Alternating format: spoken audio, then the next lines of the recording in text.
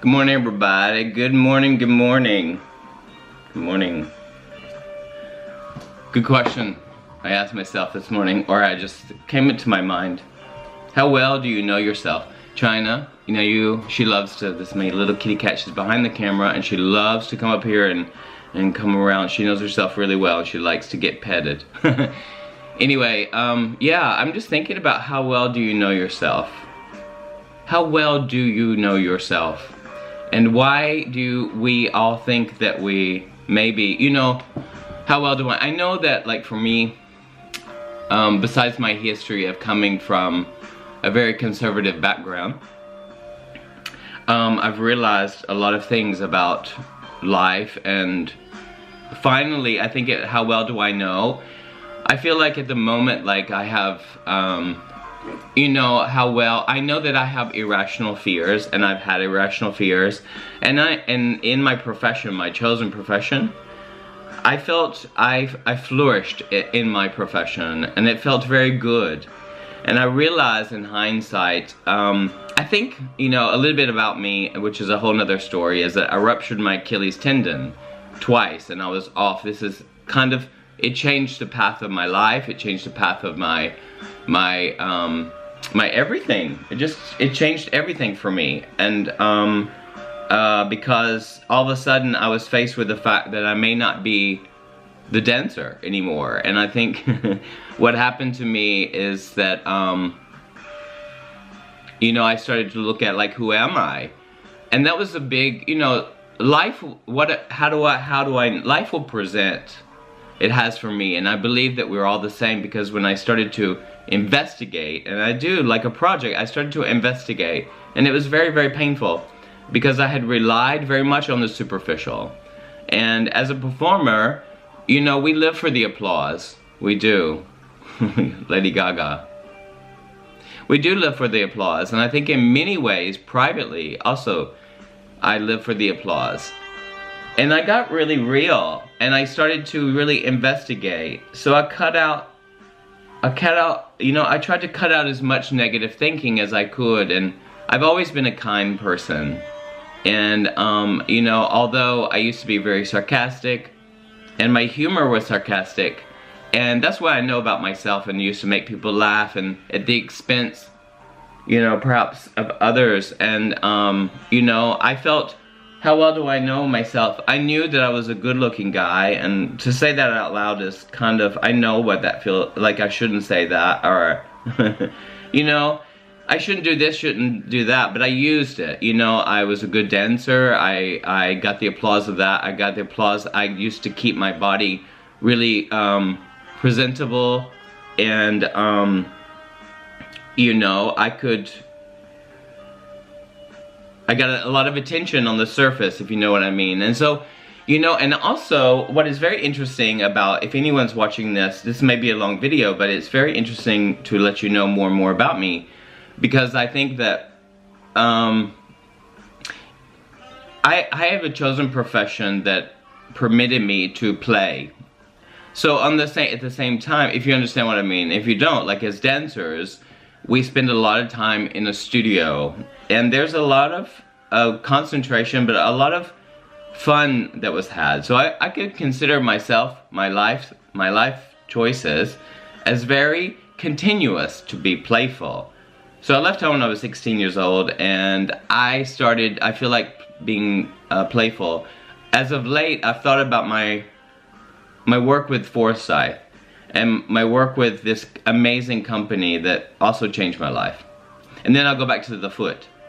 I feel like, as I reflect back on that, it was an incredibly creative place. I was around creative people all the time. And when you don't, like, I don't know, as a choice, that was a lifestyle. So I traveled the world, I performed all over the world with these amazing people. And that became like a family unit. And as dancers, when we go away from home, you know, I've been with 7 companies, more or less, and I've worked with over hundreds and hundreds now. And the institutions have, like, this kind of family unit. And sometimes it's healthy, and sometimes it's not healthy. And I experienced that as a teacher, and also being in so many different companies and what the profession creates of this. So it kind of promoted my ego, if you know what I mean, because I was a good dancer and I got opportunities, and I was accepted in one of the biggest companies. So my CV would say to me the very, very grandiose things, you know, like I've danced with the elite companies, you know, and as a creator, you know, what I always felt like, you know, like I did fit in, but I think that when I was in Frankfurt Ballet, we were all unique, very unique people. And I was surrounded by that, and so much color, so much diversity, so much acceptance, and so much loving. Well, for me, you know, as I experienced it, but we all have different perspectives. So I experienced that in my life, and then I left and I came. So that's my history story. So my profession promoted my ego because it's all about a performer, like the performer. So when I injured myself, I had to reflect because I didn't even know if I would, you know, I had to retrain myself how to walk. So that, as I was doing that, and I used to, you know, I spent months and months trying to recover from my first rupture. And I did a lot of therapy, physical therapy. This is before mental therapy, and I have a history way before, you know, just like all of us, stories of this story of where I come from, this conservative little town where I felt like I really didn't fit in at all.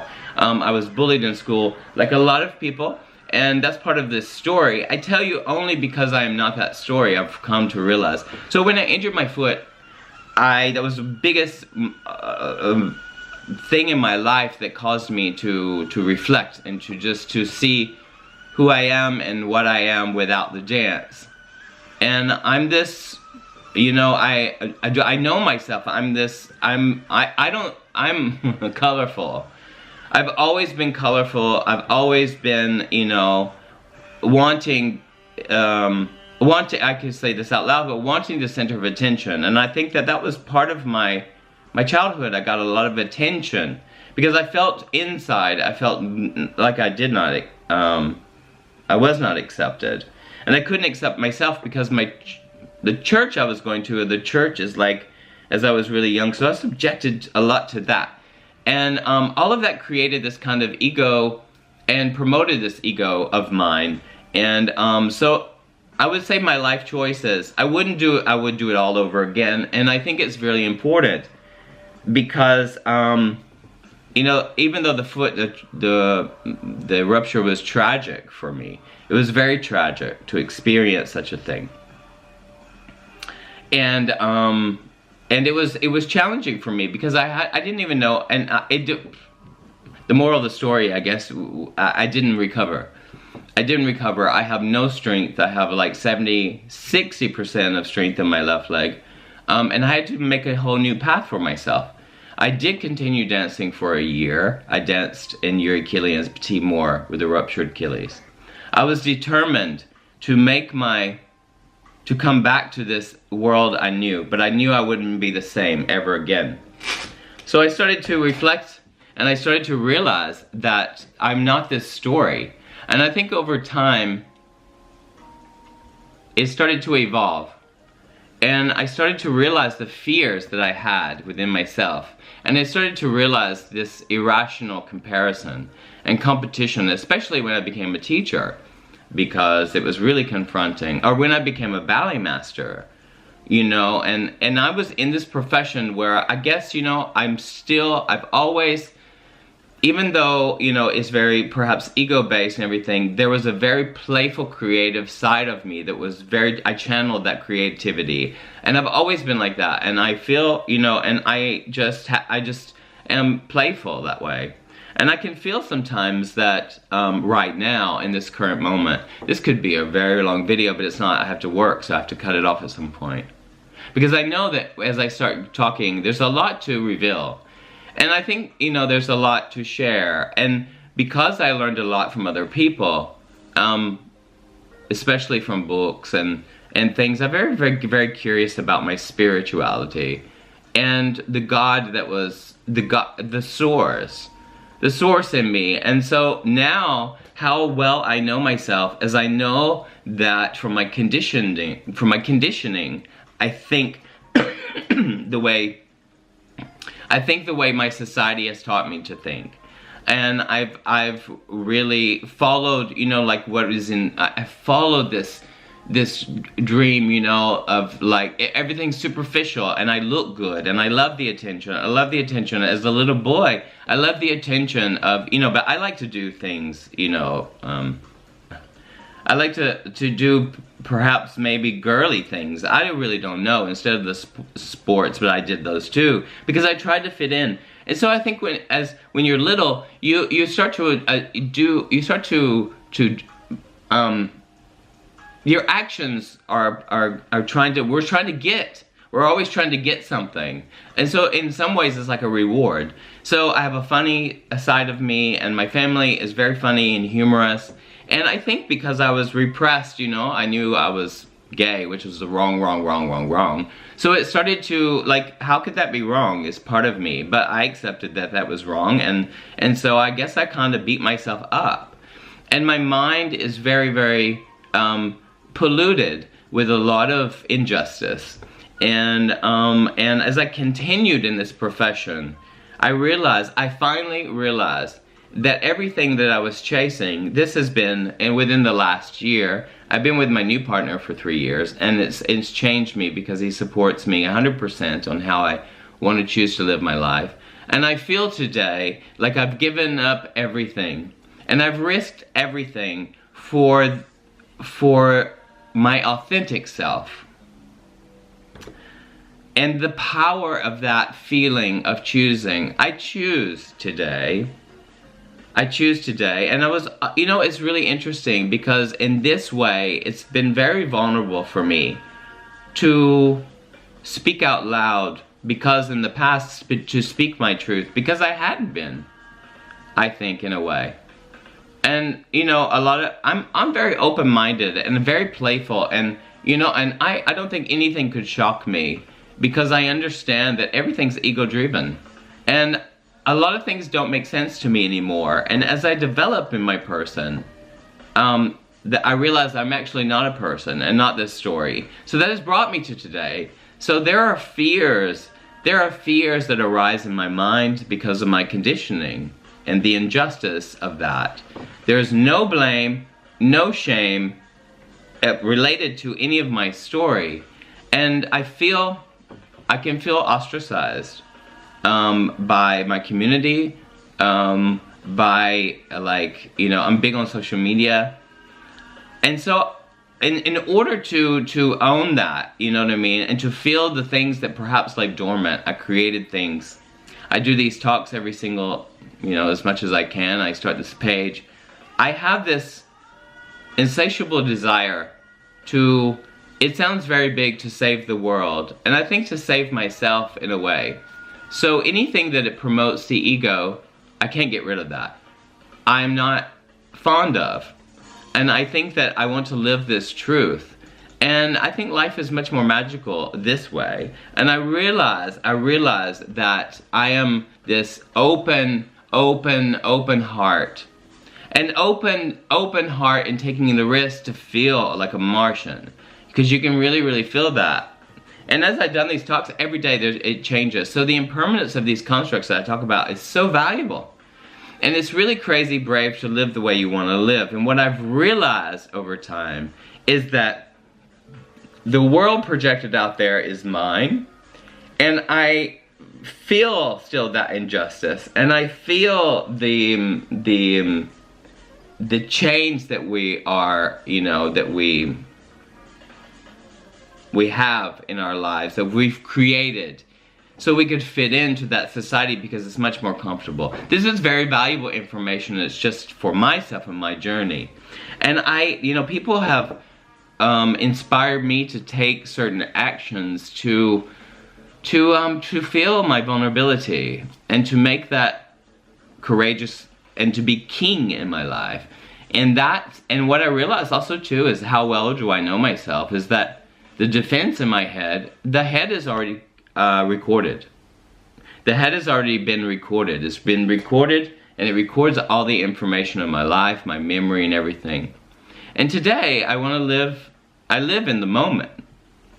And I realized the impermanence of mental activity. And I had to like search, and I searched for meaning. I searched for, not meaning, God said would probably, all of it actually reinstates the ego, positive or negative. Do you know what I mean? And we're all having these negative things, at least in my world, in my projection. I see that. So you're part of that, and I'm part of, like, you know, healing myself and therefore healing the world. And that sounds very big, but I have that in me because I believe that we are one. And you know, it's all around me, but there's also love all around me too.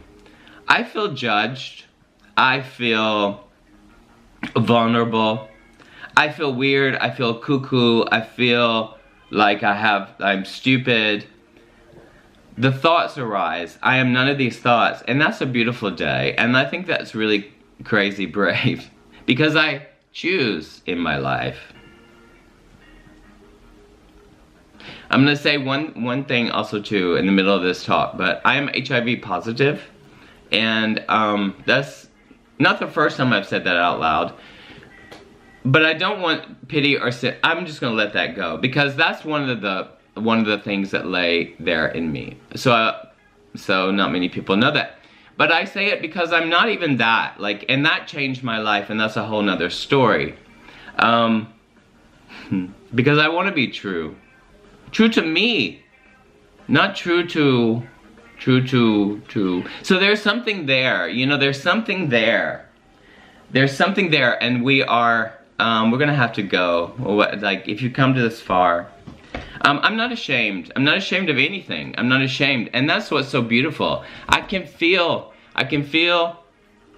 all of these things, the vulnerability, and own them and know it.